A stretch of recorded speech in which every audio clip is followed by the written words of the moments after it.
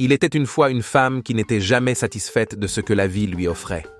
Elle trouvait toujours quelque chose à redire. Son père n'était pas assez bon, son mari ne faisait jamais assez d'efforts, ses enfants ne l'écoutaient pas, ses récoltes étaient toujours maigres, et même les cadeaux qu'on lui offrait ne lui paraissaient jamais assez beaux. Partout où elle allait, elle se plaignait sans fin. Un jour, alors qu'elle marchait dans la brousse, absorbée par ses malheurs, son pied heurta une pierre. Mais cette pierre n'était pas ordinaire.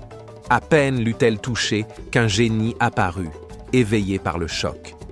Il se dressa devant elle, majestueux et mystérieux. La femme, en voyant ce génie, fut remplie d'espoir et commença à lui déverser tous ses malheurs. Le génie l'écouta patiemment, puis lui dit d'une voix profonde : « Que veux-tu que je te donne pour te soulager de tes peines ?»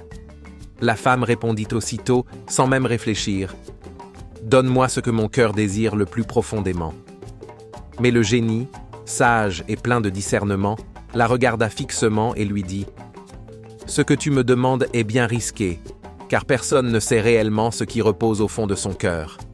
Peut-être que ce que tu y trouverais te surprendrait. » Mais la femme, persuadée que cela la rendrait enfin heureuse, insista avec obstination. Voyant qu'elle ne changerait pas d'avis, le génie accepta. « Qu'il soit fait selon ton plus profond désir, » dit-il, avant de retourner dans son sommeil éternel. Pleine d'enthousiasme, la femme rentra chez elle, convaincue que sa vie serait désormais parfaite. Mais en arrivant, elle découvrit que son mari était parti. Ses enfants avaient déserté la maison, fuyant son éternelle ingratitude.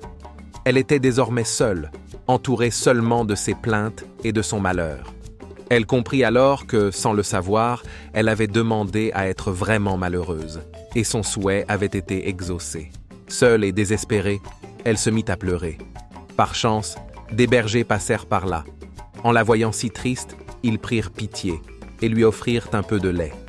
La femme, reconnaissante, tenta de les remercier en leur donnant du grain, mais à peine le grain touchait-il leurs mains qu'ils pourrissaient instantanément. Elle voulut leur offrir de l'eau pour leurs bêtes, mais dès que les animaux burent, ils s'effondrèrent, morts. Furieux et effrayés par cette malchanceuse, les bergers l'attrapèrent et décidèrent de l'emmener devant le roi, certains qu'il saurait lui rendre justice. En chemin, ils croisèrent des paysans qui récoltaient le fonio. Les bergers expliquèrent leur histoire aux paysans, et la femme leur raconta sa rencontre avec le génie. En entendant cela, les paysans dirent aux bergers : « Faites-lui grâce.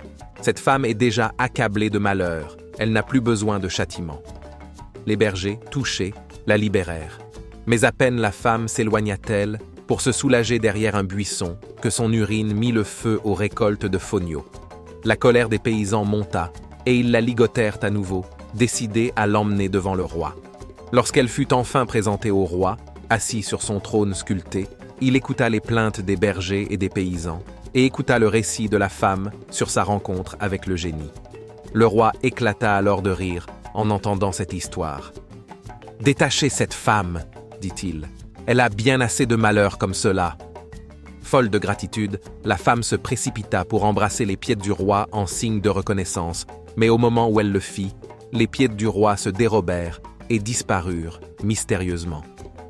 Furieux et terrifié, mais ne pouvant plus se lever de son trône, le roi ordonna à son bourreau de punir la femme. Mais dès que le bourreau posa la main sur elle, ses bras tombèrent et disparurent aussi. Alors, le fils du roi, horrifié, prit une lance et transperça la femme. Son corps fut emporté et jeté hors des murs de la concession royale, pour que personne ne touche à son malheur. Moralité. Il vaut mieux se contenter de ce que l'on a, plutôt que de rêver à ce qui nous manque, car ce que l'on croit être notre plus profond désir peut, une fois exaucé, devenir la source de nos plus grandes peines. Quant à ceux qui se croient à l'abri des souffrances des autres, ils doivent se rappeler que nul n'est à l'abri du malheur qui frappe son prochain.